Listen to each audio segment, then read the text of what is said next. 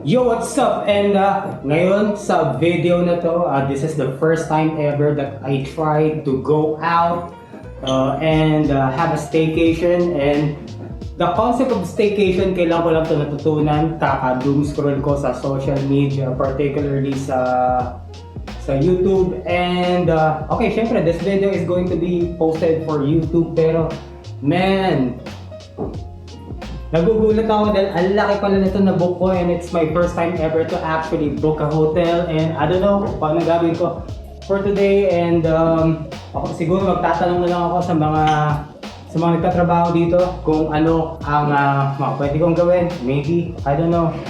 But I booked for one person, pero ang laki na itong room na book ko, and probably I'll be doing contents here for TikTok, I don't know. So yeah.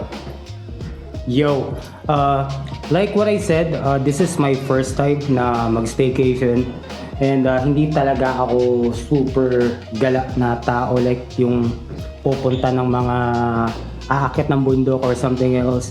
Actually kahit ito, dito ako talaga sobrang mahilig, pero tinry ko lang because bagong experience to, and to actually just book a hotel, you know, and experience this, and yung mga proseso like bago ka makapag-check-in itself is a first time ko nararanasan. And now, kung titingnan natin is may lamesa dito, and so it suggests na itong lamesa na to is pang pamilya, pero mag-isa lang ako dito. And probably I'll be doing contents here for TikTok. And ito siguro kung isa kang professional, then probably pwede kang staycation and work here. Malamang probably ito staycation and work. And dito sa lugar na to, pwede ka siguro ditong mag-chill lang, tumambay habang nakatingin sa labas. And this area here is facing saan to nakatapat, hindi ko alam, pero I think sa may banda ka na to, sa may bandang Timog Avenue, not sure, pero I think banda ron. So pwede ka tumambay rito, I think to chill lang. So may TV doon kung doon na ako matutulog, just as may TV rin dito if I want to watch here, you know. Cool, man.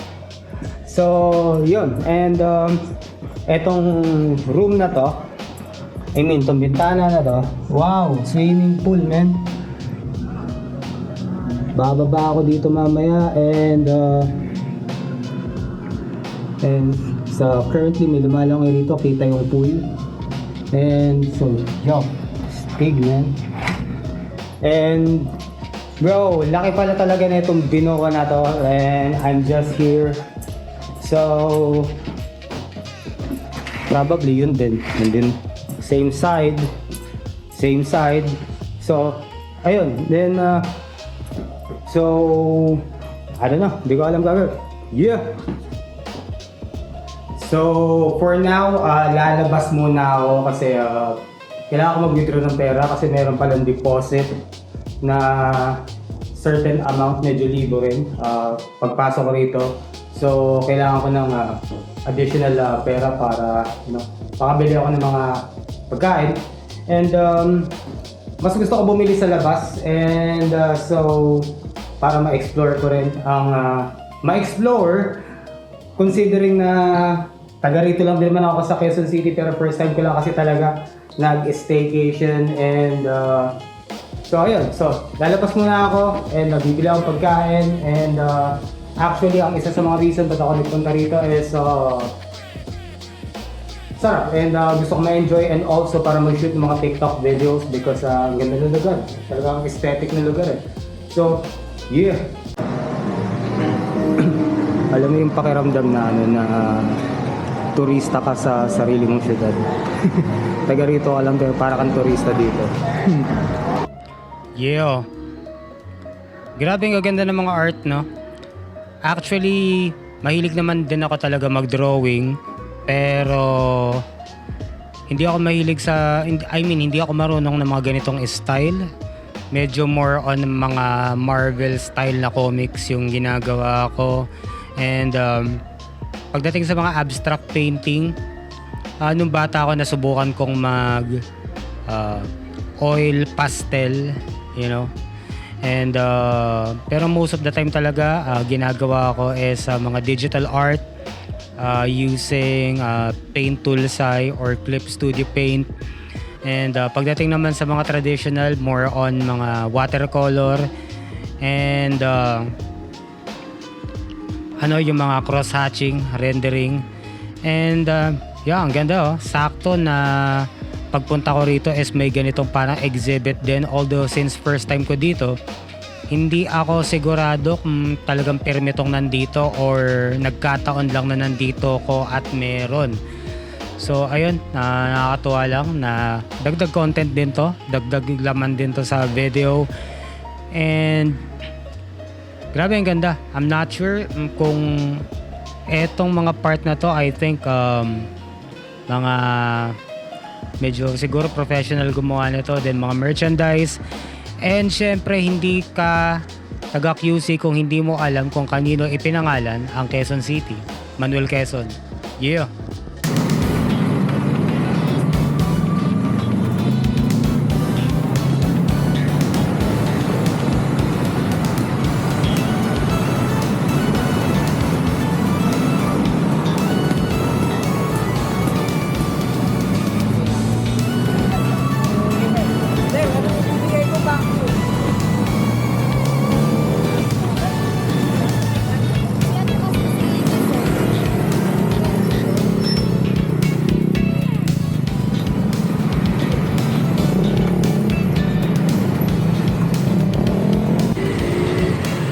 Dito na ako sa labas and maghahanap ako ng ATM kasi kailangan ko mag-withdraw.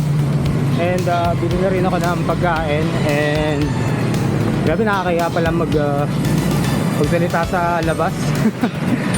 So yun, nakalagpas na ako ng GMA and nandito ako sa may bandang sa Timog Avenue. So hanap na ako ATM. Yun, all good sa may arip na ulit. Kapag-withdraw na. Ngayon, bili na ako ng pagkain. And dito ako ngayon sa Timog. Papunta ako ng Tomas Morato. I think baka mag-yellow cabs na lang ako. Pero sa ngayon, okay, may arip na ulit. Yeah.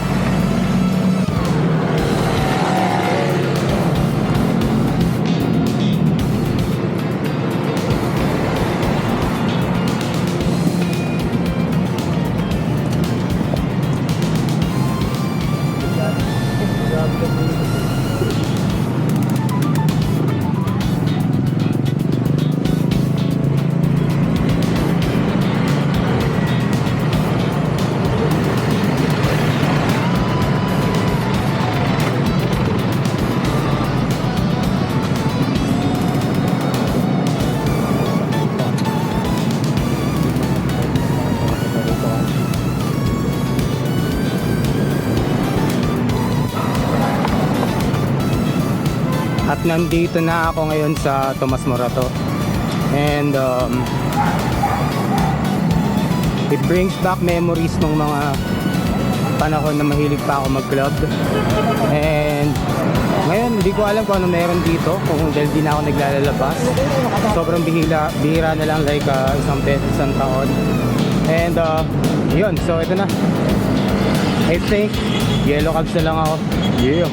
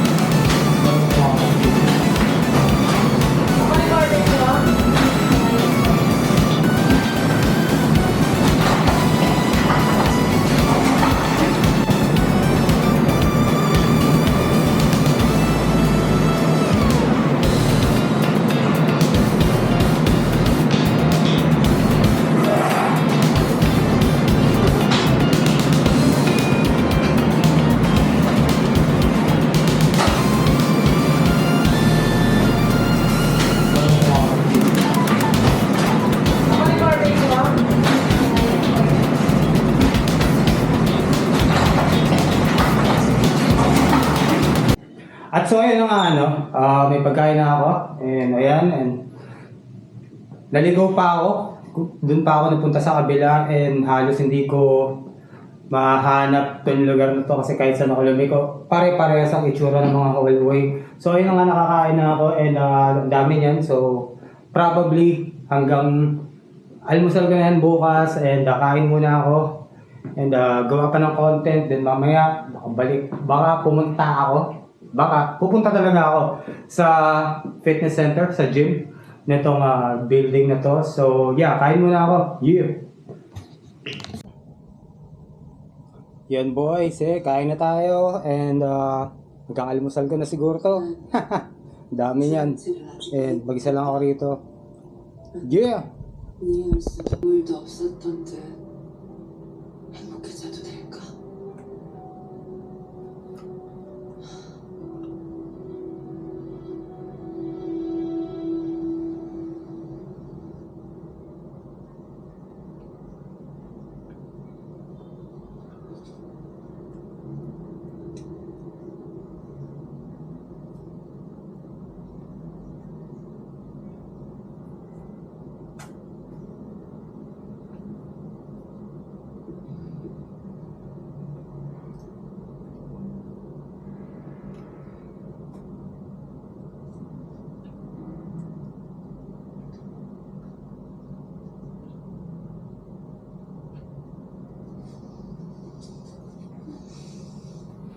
언니 잘 다녀와. 세미도 잘 있어. 다시 볼 때까지. Eto, habang kumakain, nanonood ako ng TV, K-drama, and nakakatuwa lang dito sa experience ko dito is, yun nga, yung sinasabi ko is para ako nagtuturista sa sarili kong syudad. Kasi taga Quezon City lang din ako and nasa Quezon City lang din to, and kanina nag-shoot ako ng TikTok videos and pagkatapos ito, mag-shoot pa rin ako ng marami pang TikTok videos para sa mga darating na week. Is kahit di ako gumawa ng video kasi marami ako nakapondo ng mga video na pwede kong i-post and pwede ako mag-focus naman sa paggawa ng mga contents for YouTube and also yun, baka mag-practice din ako ng mga iba pang skill like pagde-dev, pagko-code kasi wala akong kailangan gawin na TikTok video. And first time kong sinubukan na mag-book ng hotel for a staycation, and surprisingly, for someone na first time lang ito ginawa, grabe, ang laki na itong nabook kong kwarto, parang pampamilya na nga yata halos to. Pero ganito naman talaga hinahanap ko kasi para marami ako pwedeng maging pwesto pagka gagawa ng video, gagawa ng content para sa TikTok. So, pagkatapos ito, bababa ako and subukan ko naman yung fitness center nila and maybe later, baka mag-swimming din ako. Yeah! Labas ako, try ko yung fitness center nila and just to let you know, sa mga oras na to, mga pasado alauna na at naliligaw na naman ako kasi kahit saan ka lumiko, paglabas mo parang pare-parehas lang yung dinadaanan mo. So workout ako hating gabi. Andito na ako sa gym at dahil halos hating gabi na, pasado alas 11 na, halos hating gabi na is ako, tapos meron lang isang mama na nandun na nag-workout din. Hindi ako makapagsalita ng malakas kasi nakakahiya pa rin kahit paano. Pero literally parang halos solo ko to dahil syempre anong oras na. And so yeah, ang ganda ng mga facilities na.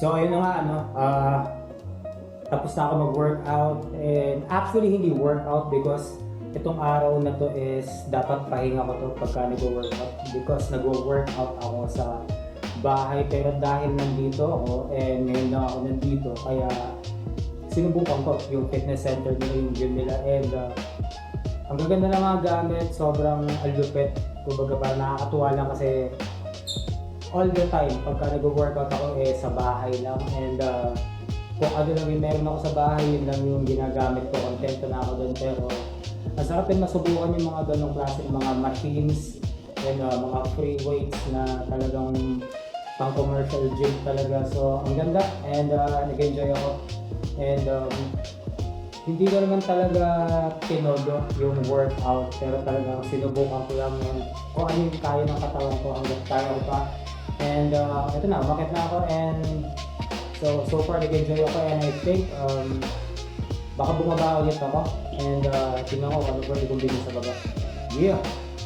At so ayun na nga ngayon naghihintay na lang ako ng oras ng pag-out ko dito, yung pag-alis ko dito, kasi kumbaga meron pa sana ako mga pwedeng gawin pero tinatamad na ako, and also nasulit ko yung stay ko dito sa sarap pala. Parang gusto pa rin ito ulitin, pero definitely not anytime soon kasi medyo magastos din, pero sarap, na ang sarap mag-turista sa sarili ng syudad.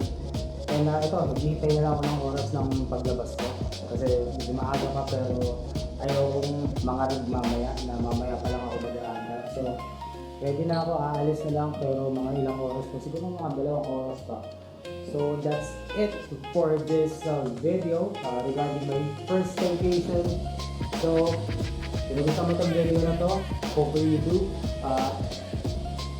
Paki-like, share, and mag-subscribe, and hit the notification bell para updated ka palagi sa mga videos ko. So yun lang, this Pancho. Yeah!